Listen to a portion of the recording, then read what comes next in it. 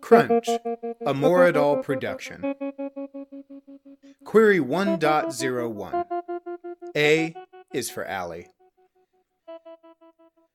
The clouds were sullen today.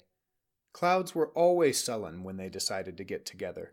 That, of course, was the trouble with clouds. Meteorologists could tell you their differences, about how clouds were rather particular creatures. That doesn't mean they are rare phenomena, especially in the upper third of North America. But the simple truth was, get too many of them together, or frame them with the wrong perspective, and clouds were nothing but a bit of glum made solid. The alleyway certainly wasn't helping with the perspective.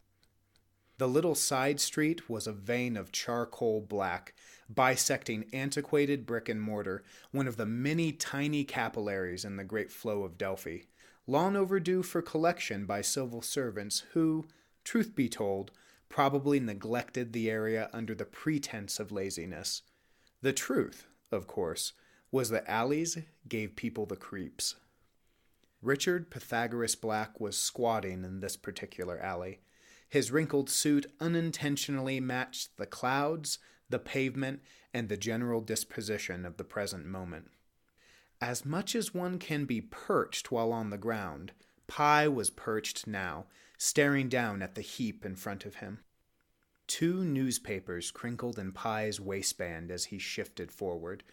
He brought out a long silver pen from an inside pocket of his jacket and gently placed the end of it under the corner of a sodden box and lifted it from what he assumed to be the head of this particular heap. Roaches exploded from the shadows beneath the box, filling Pi with fear and adrenaline as he toppled backward to the pavement. Damn bugs. I wonder if that's my cue to leave. Pi knew dead bodies were often the vectors of infection, calling others to the corpse fold. Still, Pi's curiosity often got the better of him, especially any time there was a mystery, something to figure out, peel apart, and examine. It had been years since he'd had to deal with anything like this. As a child, he'd seen bodies tossed into the streets or pushed lazily out of doors and windows after the rapture virus claimed its tithe. Later, while working for WHO, the World Health Organization, Pi watched the more zealous communities dump their dead on the outskirts of their citizenry, as warnings or bizarre offerings of worship. This corpse was one in a very long list, but it was still a corpse. He should call it in and go about his day, let it lie, as it said, just walk away. Pi's life had taken a strange turn, analyst-investigator for a megacorporation, but his heart had never left the study of disease. That corpse had something unsettling about it, something he couldn't put his finger on, yet he found himself mesmerized, drawn hopelessly towards it. Slowly, Pi moved forward to his knees, preparing to probe the body again. Before he could reach out a second time, a soft rustling from deeper in the alleyway caught his attention.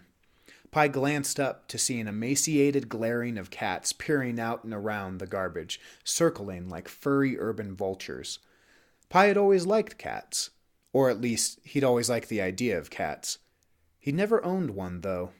They were so independent, so self-sufficient, that Pi feared any cat in himself would ignore each other to the point of mutual loathing, resentful that they had somehow come to share the same space. Pi turned his attention back to the body, possessed by a kind of morbid whimsy. He brought the box up and away once more.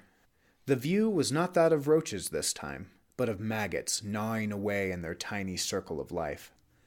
The face was strange, beaten almost to nothing, yet virtually no blood could be seen, as if the man had been hollow, the husk of something tossed aside.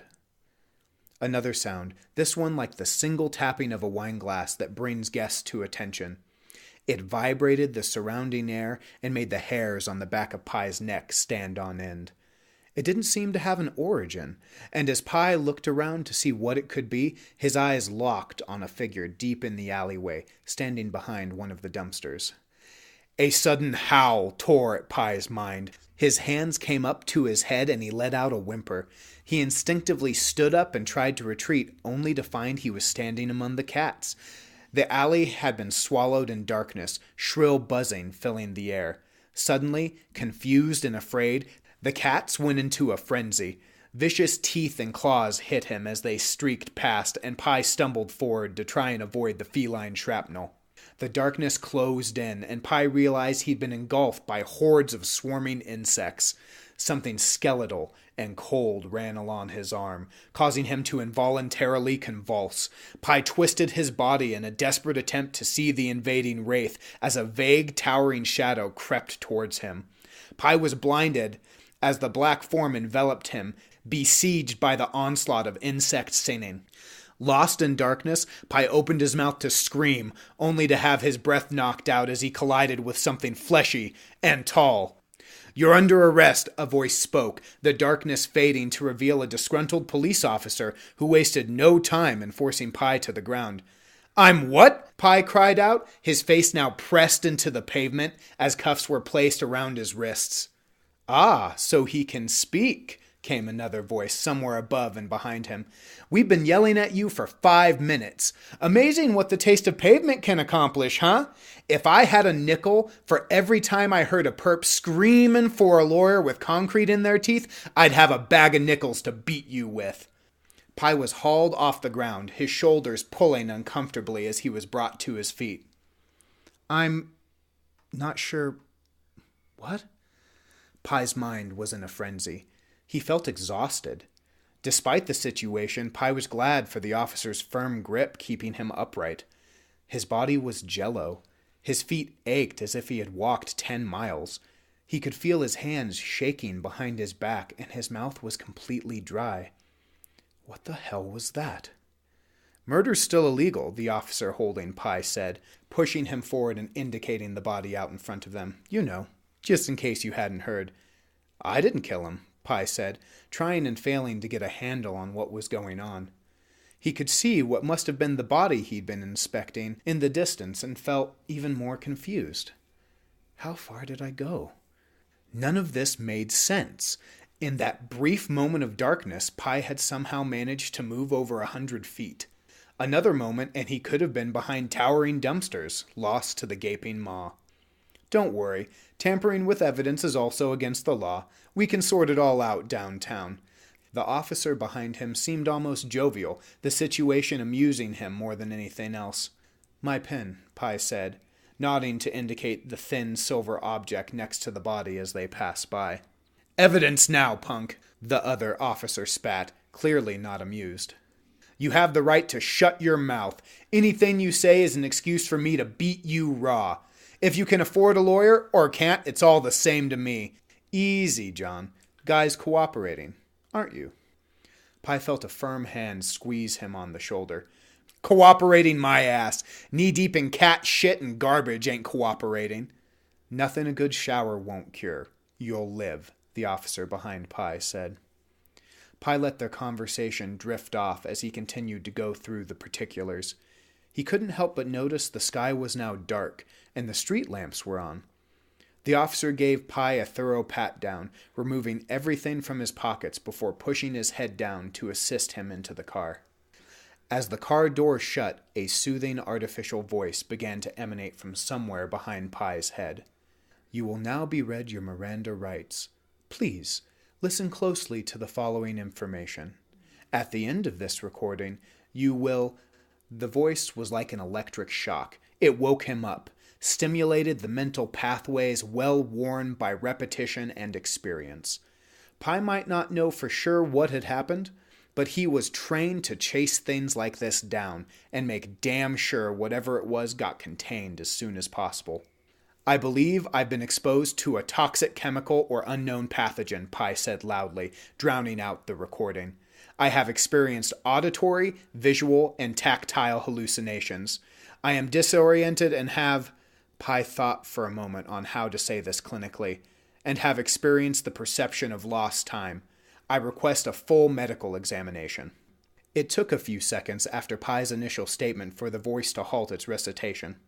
After Pi had stopped talking, the voice returned. "Sir, are you experiencing any symptoms that would be considered life-threatening? This includes things like fever, vomiting, diarrhea, loss of motor function, muscle spasms, blood loss, etc. Here we go. No. Are you on any prescription medication? No. Have you taken any illicit substances within the last 30 days? No. And so it went, on and on, for what felt like an eternity. Lastly, does your family have any history of mental illness, heart disease, cancer, diabetes, or any other hereditary conditions? Not that I know of. Thank you, sir. Your request is being processed. You will now be read your Miranda rights. Please, listen closely to the following information. At the end of this recording, you will be asked if you understand the content as it has been presented to you. Let us begin. You have the right to remain silent and the right to refuse to answer questions. Anything you say can and will be used against you in a court of law. You have the right to consult an attorney before speaking to the police and to have an attorney present during questioning now or at any time in the future. If you cannot afford an attorney, one will be appointed for you before any questioning at your request. Knowing and understanding your rights as they have been explained, please clearly say yes or no. If no, or you remain unresponsive for 10 seconds, the recording will play again for your convenience. Should you remain unresponsive, medical professionals will be, "Yes," Pi said quickly, hoping to stop the voice early and return to silence. You have indicated yes to having understood your Miranda rights. Is this correct? Yes, Pi said emphatically, wanting so much to know the name of the asshole who had programmed such an ingratiating voice into the thing. Thank you. We hope you have a pleasant evening. And with that, refreshing silence descended at last.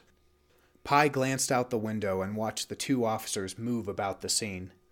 The belligerent one's pale, chubby fingers were striking furiously at a tablet screen.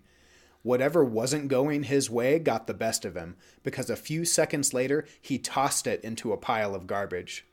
The one that had cuffed Pi was not amused, his massive frame bending to retrieve the device. The man's deep brown skin shone in the little bit of glow reaching into the alley from the street lights as he dusted the tablet off before fishing out what looked like a notepad and pen from his breast pocket. Pi couldn't tell if the man was really as big as he seemed or his portly partner was just short. But as he watched the dark giant nudge the pasty dwarf with the notepad until the officer grabbed at the thing with a face like sour milk, he couldn't help but be amused, despite the unfortunate circumstance.